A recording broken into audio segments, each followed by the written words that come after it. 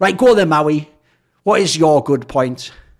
Yeah, I really like the fact that Valve went to change out Dust 2 and bring in Anubis. I guess it could have been a handful of maps actually from my perspective, but I'm just glad that they chose Anubis because it's the first time since Cache that they actually included a community made map as opposed to bringing their own creation into it. And so I think that the guys that made this, Roald, JD40, Jakuza, I think they actually did a really good job with the map. And I think that it also sets a really nice precedent for what Valve may do in the future, where instead of doing these in-house maps that I think we've seen suck ass, I think we are now going to get some maps that are actually a little bit better. Like, compared to Ancient, compared to Vertigo, this map plays so much better. It looks way better. I think it's just way more thoughtful in terms of the layout and design of it. So if they're going to start including community maps and they're willing to actually pay these map makers, one, it's just that we're going to get better maps in the pool. But two, it also actually spurs on this economy or these people that are actually going to probably work harder on making community maps with the hope and the intention to sell it to Valve.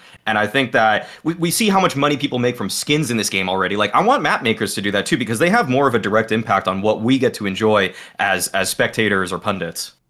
Sure. What do you think, Tech Girl?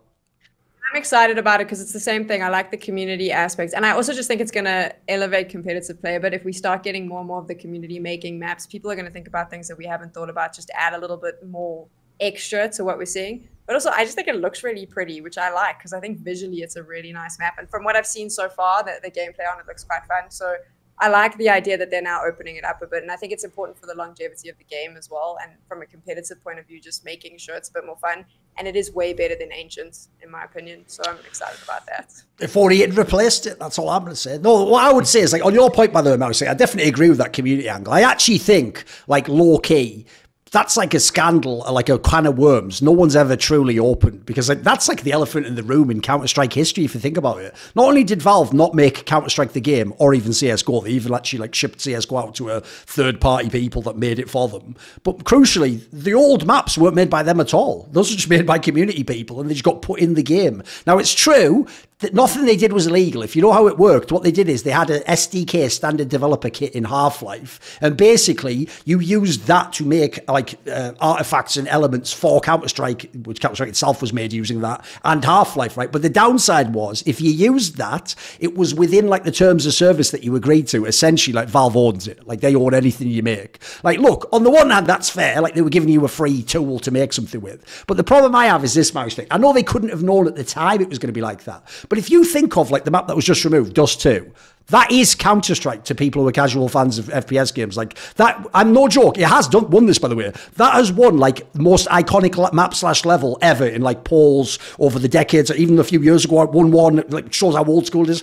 So my problem is this: that was just made by a guy for funsies, and I don't even know if that guy ever got money. Like, maybe he got something, maybe they gave him a sort of arbitrary sum at the beginning, but I do kind of feel like, when you consider CSGO, the game has literally generated billions of dollars of profit, forget even revenue, profit for Valve. I agree, like, there's a, like, put it this way, it wouldn't be unreasonable if the people who made like the classic, but they should have like 100k or something in my world. Like, or maybe we make some crowdfunding element where there's some way to pay them for it, you know, like maybe you do something like you bring back those old people, you do a crowdfunding thing, once it reaches a certain mark, they make a new map, but they're sort of getting paid for the old map, if you know what I mean. Because I do think, like, that's the element of Counter-Strike that we all ignore. Every other sport just has the field. Like, you just have a field, that's what you play on, right? Counter-Strike lives and dies by the maps. In fact, the whole reason why there's, like, practically like a civil war every time they change the map is because everyone who hates, like, Ancient comes out to battle the people who already hated Vertigo, and then there's people like me who are just boomers, so we're just like, even though it's a 5-year-old take, I really still hate the rework of Nuke. And everyone's like, no one agrees with that opinion, but that's just my life. So we're all used to that at this point in time. So I think Anubis isn't a bad addition. I will say, I haven't played it enough to really know if I like it as a map. But also, the reason I haven't done that is, I've found I don't think it actually helps to play the map in matchmaking, because it has no relevance to how they use it in pro play. I have to see it played in pro play a few times. Because I've had a few times I've played a map in matchmaking, I was like, this isn't bad, and it's just terrible in pro play. And vice versa, actually. Like, as much as I don't like Vertigo, I do think it's a way better map to watch than play, even though other people tend to have the opposite opinion, I've found, bizarrely. So I don't mind it, but as I say, I can't comment on specifically on Anubis itself. I don't really know in that regard. Well, I think if we want to speculate on what Anubis can be, I think it's going to be a map that's really good for like lurk potential. And I think that it's going to be a game because there's just so many angles on the map if you have to traverse it. So if you have to rotate, there's all these like little crevices and cracks. And if people like Rops get really sneaky and they start like, you know, late flanking or something, it's going to be really tough for CTs. And I think that I think it's going to lead to a lot of interesting gameplay. And I think the bomb site fights are just so entertaining as it is, and just and this is taking from like Face It or matchmaking experience, sure. and some of the games that have been played at like the ECL level, like all of those right now. I think like when people get the bomb planted, it feels like there's just new angles and new ways that people are combating each other. I think it's really cool to watch already.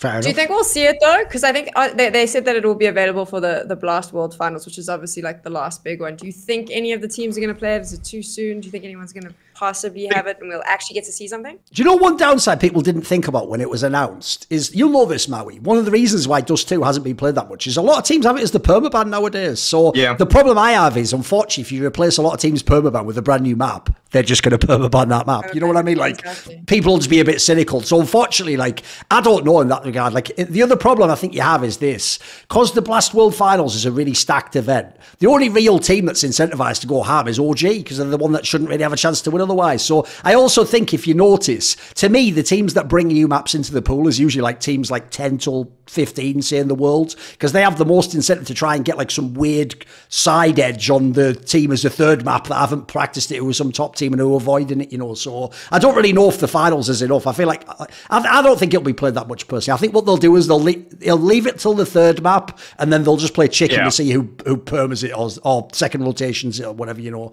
or it'll just not get played if you don't go to 3 maps, if you know what I mean.